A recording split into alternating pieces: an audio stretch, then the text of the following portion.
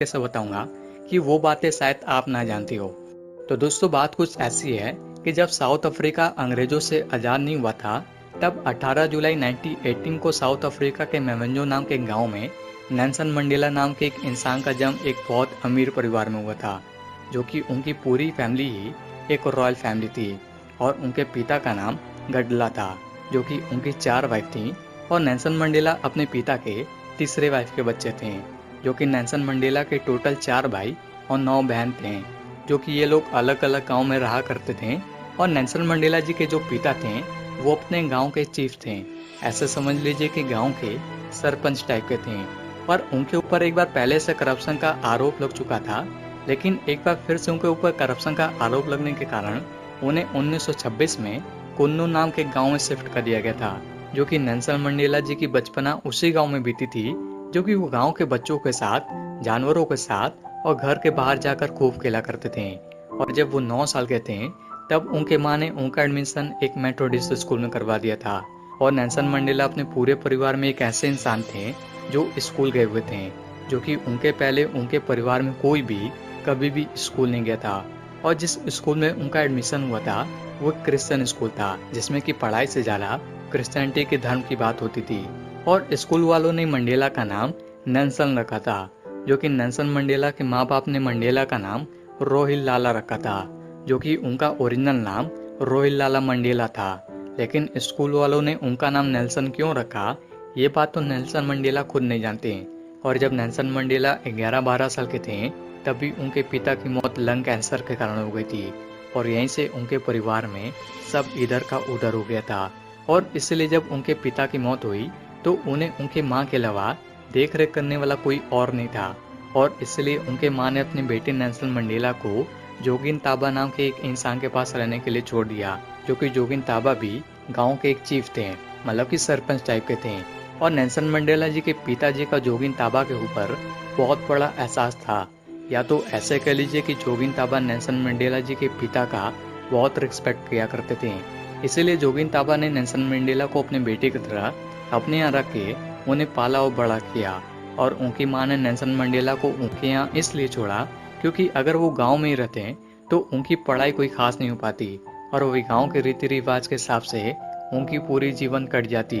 और Nelson Mandela जी की life ऐसे ही बहुत अच्छी खासी चलती जा रही थी, और उन्हें सिर्फ अपने गांव से ही लेना देना था।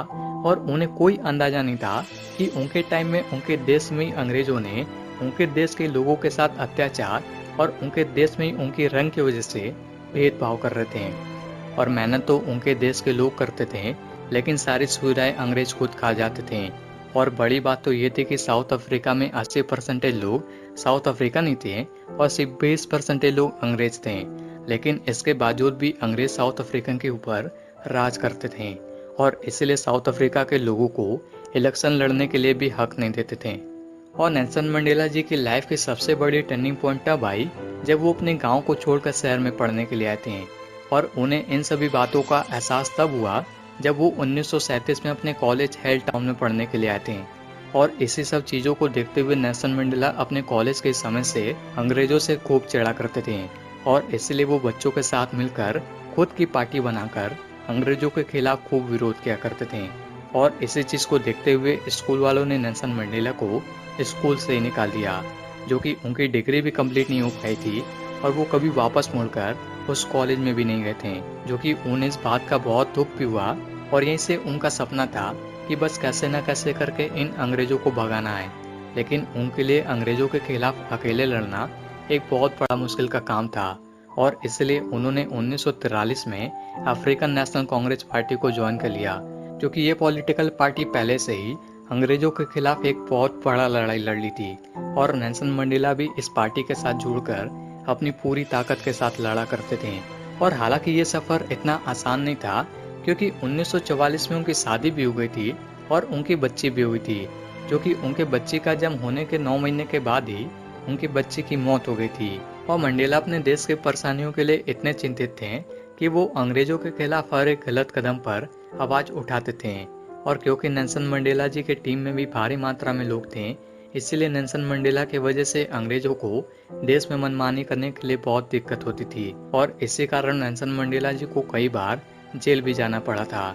और 1962 की बात है कि जब नेल्सन मंडेला जी ने साउथ अफ्रीका के हर एक मजदूरों को अंग्रेजों के खिलाफ खड़ा कर दिया था और इसी कारण उन्हें अगस्त 1962 में कैद कर लिया गया था और अंग्रेज उन पर देश विद्रोह का मुकदमा चलाने लगे और आखिरकार अंग्रेज उनसे इतना चिढ़ गए थे कि 2 साल बाद 12 जुलाई 1964 को उन्हें सब उम्र कैद की सजा सुना दी है ताकि वो जेल में ही सड़ के मर जाएं।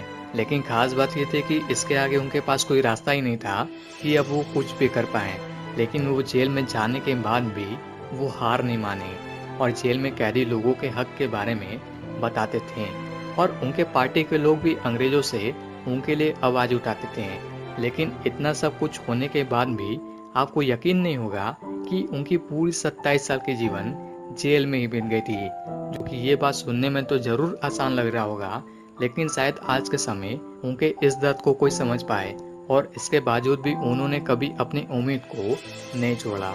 और जब साउथ अफ्रीका में 1989 में प्रेसिडेंट इलेक्शन की बात चल रही थी, तब फेडरिक विलियम डी क्लार्क नाम के एक इंसान साउथ अफ्रीका के प्रेसिडेंट चुने गए थे और वो शायद चुने नहीं गए थे, बल्कि भगवान ने उन्हें खासकर साउथ अफ्रीका के लोगों के लिए भेजा हो, क्योंकि वो साउथ अफ्रीका के एक पहले इंसान थे जो साउथ अफ्रीका के लोगों के फीलिंग को समझते थे, जो कि वो प्रेसिडेंट बनते ही सबको सबकी हक वापस दिलवाएं और जितने भी कैदी बिना कोई आरोप के कारण जेल में कैद थे सबको आजाद करवाएं।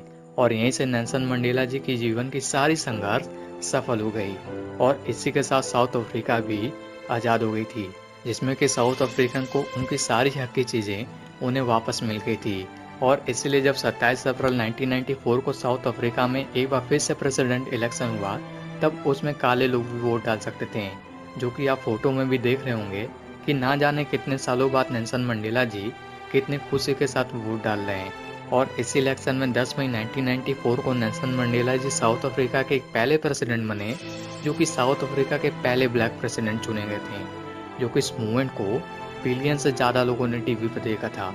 और उन्हें इन्हीं संघर्ष के कारण उन्हें पूरी दुनिया भर से 250 से ज़्यादा बड़े बड़े अवार्ड मिले थे, जिसमें कि उन्हें दुनिया की सबसे बड़ी अवार्ड नोबेल प्राइज से सम्मानित किया गया था। और यहाँ तक कि उनको भारत ने भी अपना देश का सबसे बड़ा अवार्ड भारत रत्न से सम्मानित किया गया था।